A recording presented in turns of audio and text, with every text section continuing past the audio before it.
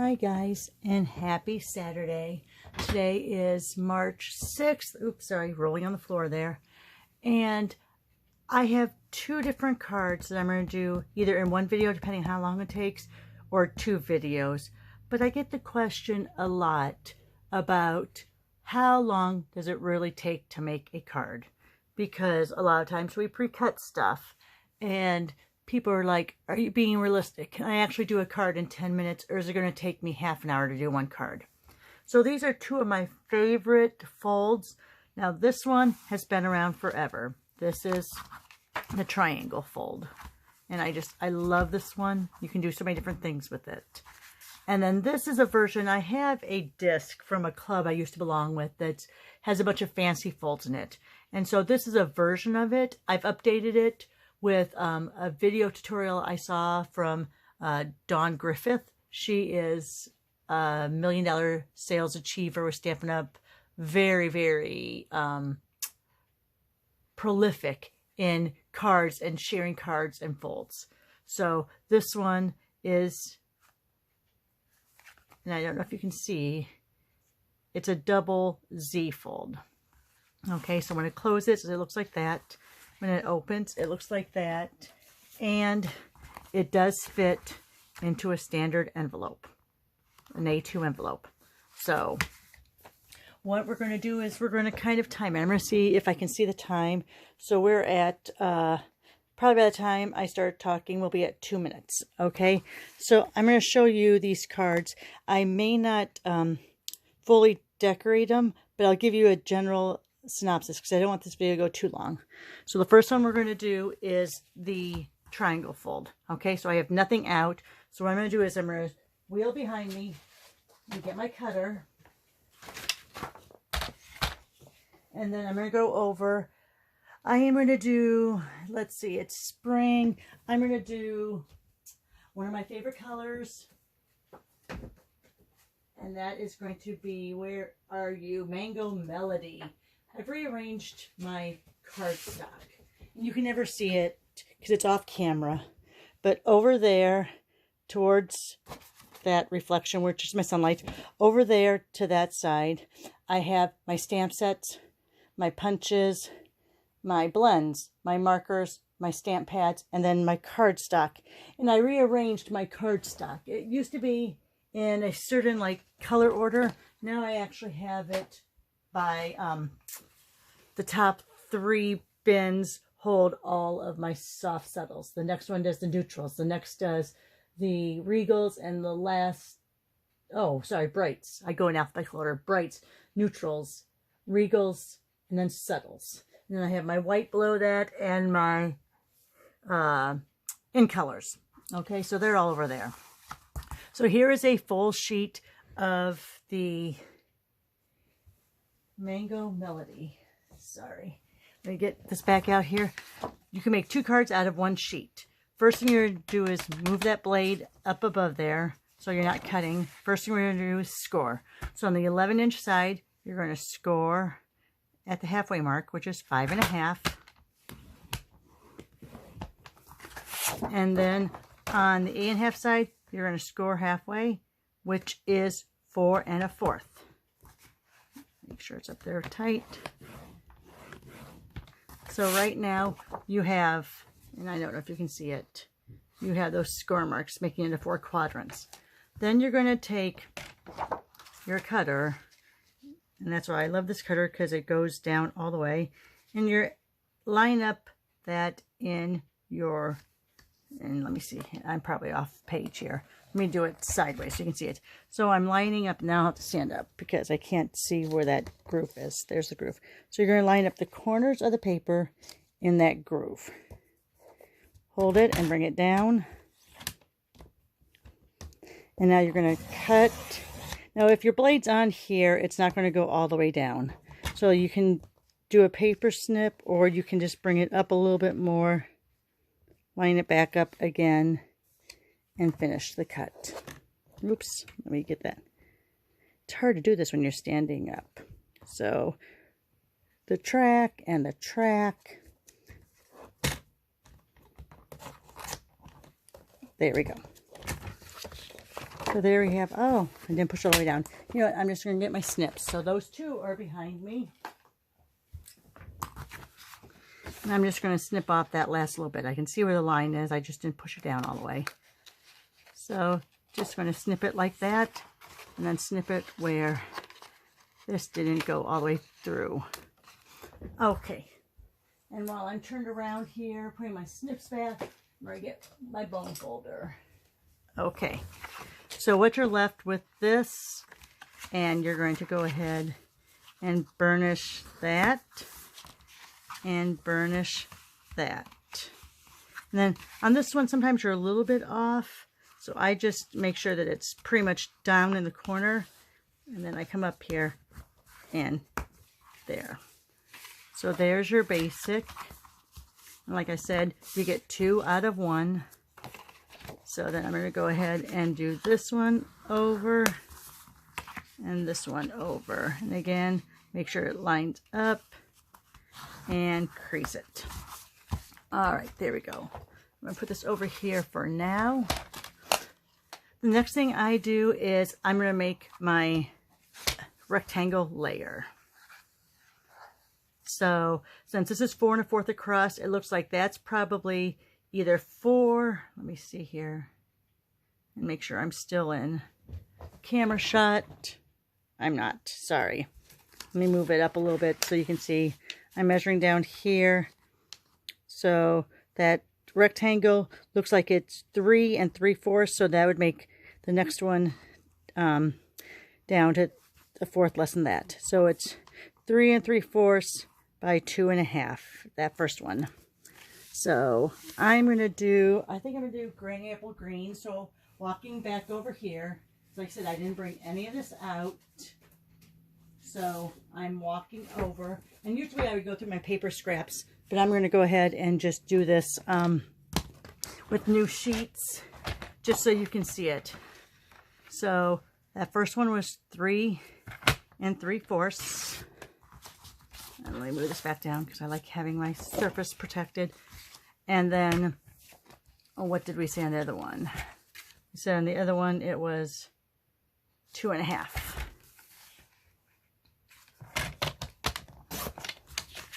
So see, that's your bigger layer.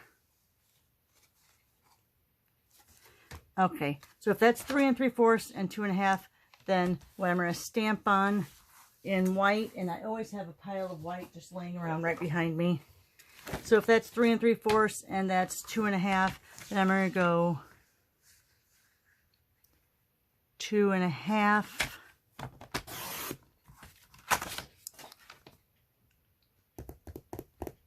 There's 3 3/4, right? Yes. And 3 1/2. I think I probably did that wrong, but let's see. We'll look at the layer. Yeah. So this was 2 1/2, so this needed to be 2 1/4. So I'm going to trim off just a little bit more. There. There we go. Now you can see your layer. Okay. Going to go ahead and go over to my right and grab my Timeless Tulips.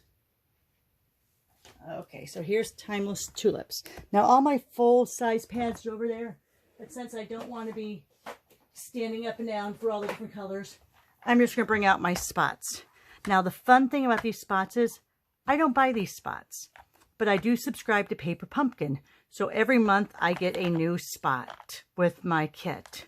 So it's a good way to get a lot of the colors that you may be wanting to get.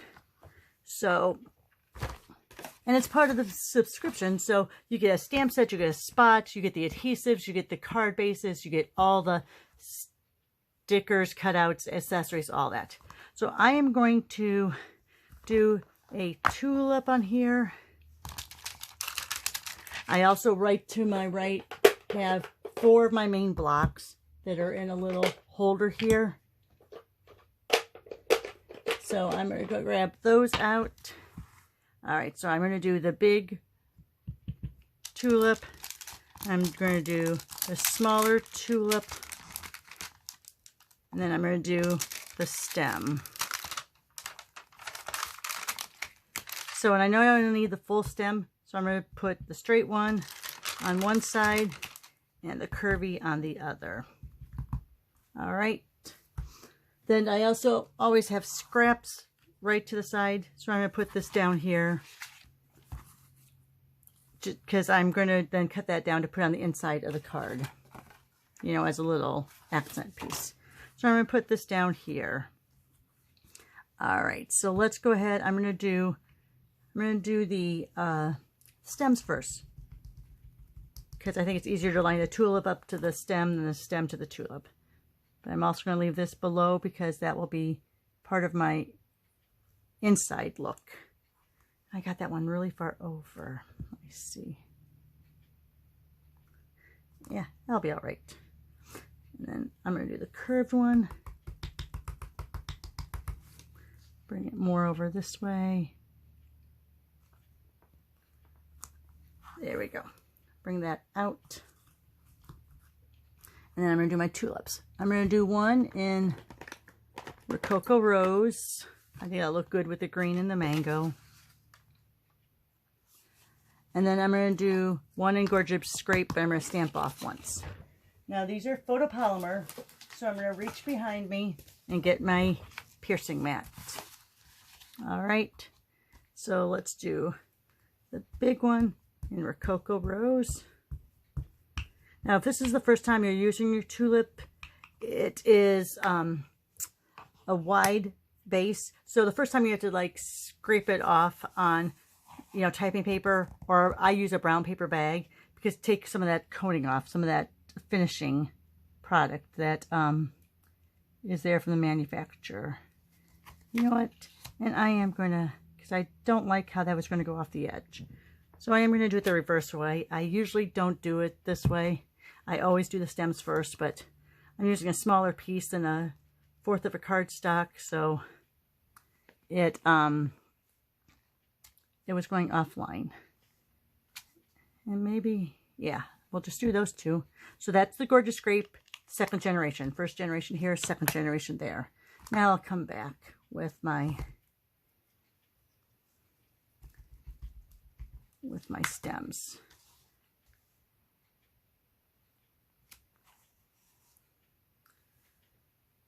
And you know what? I'm going to do it like that. I'm going to not use the straight one because I don't want the stems crisscrossing. I don't like the stems crisscrossing. I did it on one card and it just looked weird. All I could see was the X. All right. So there's that. Oh my gosh, it looks like that tulip's about ready to break off. But we'll go ahead and leave it there. Put this on the base of my stand. Right below me in my drawer, I have my Stampin' Steel and Stampin' Steel Plus. So I'm going to take out that out of my drawer.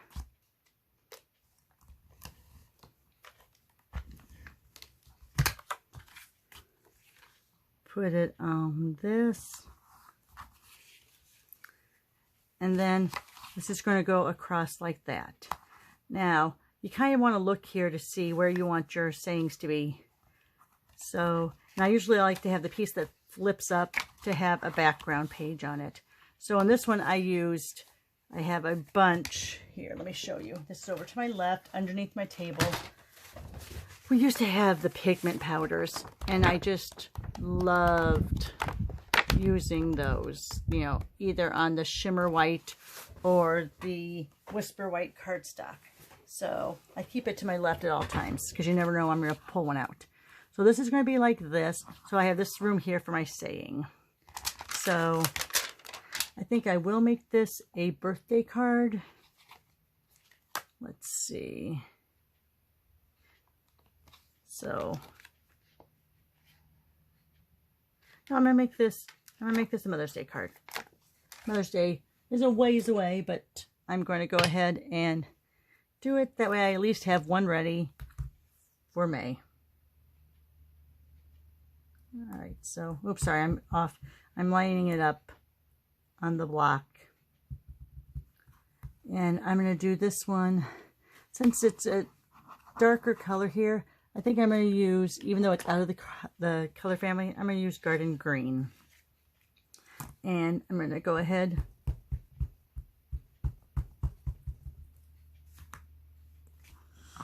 All right, so if this is like this, I want to make sure this is lined up on my grid paper. So I can go like this. Oh, I should have had my piercing mat underneath there. Yep. Not the greatest, but I'm not going to redo it at this point because that'll make the video even longer. But that's what happens when you go straight to paper instead of doing it as a layer. And again, get out the piercing mat, Roxy. Oh my goodness. Here we go. And happy Mother's Day. Much better.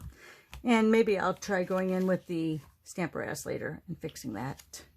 Okay, so instead of using the papers I have that are no longer available, the pigments I'm talking about, I'm going to use one of our current mini catalog. No, yeah, mini catalog, the June to January. And I'm going to use from the Hydrangea Hill designer papers. So I'm going to see which color I want to use. Because these are more soft colors, whereas the colors on that's a little brighter. So I think I'm going to use the back side of this. You have this that has the nice little flowers on either end, and the back side is this nice little rococo. I think I'm going to use this blue in the middle. So what I'm going to do is go back here and get my paper trimmer. And what I'm going to do is I'm going to cut off those. So I have them, and I'm going to do it like at 3.5, because then that's a good, if I'm doing a 4-inch layer, that leaves a good amount to go underneath. So let's go again here, 3.5.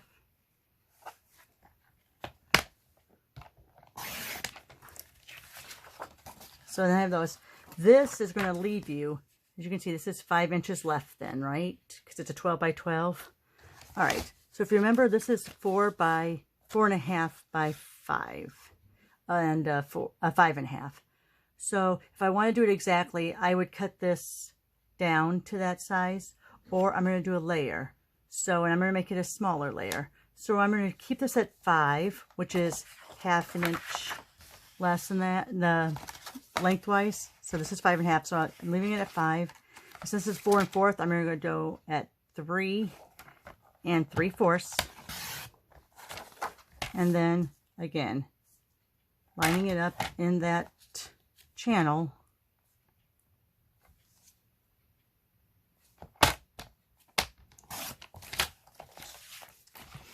Alright, let's see how this looks. It's going to be a little bit of an edge. See that? Looks nice though. So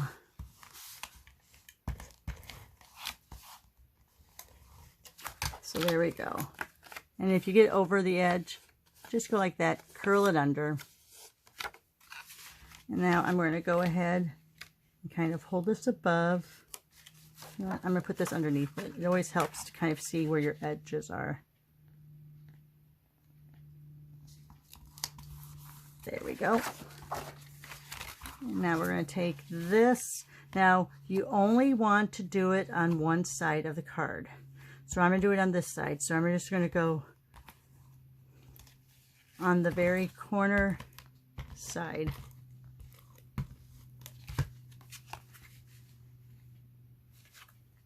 Yep, perfect. We're going to leave a little bit of a border there. And then the inside, I will just put a quarter sheet cardstock in there for writing.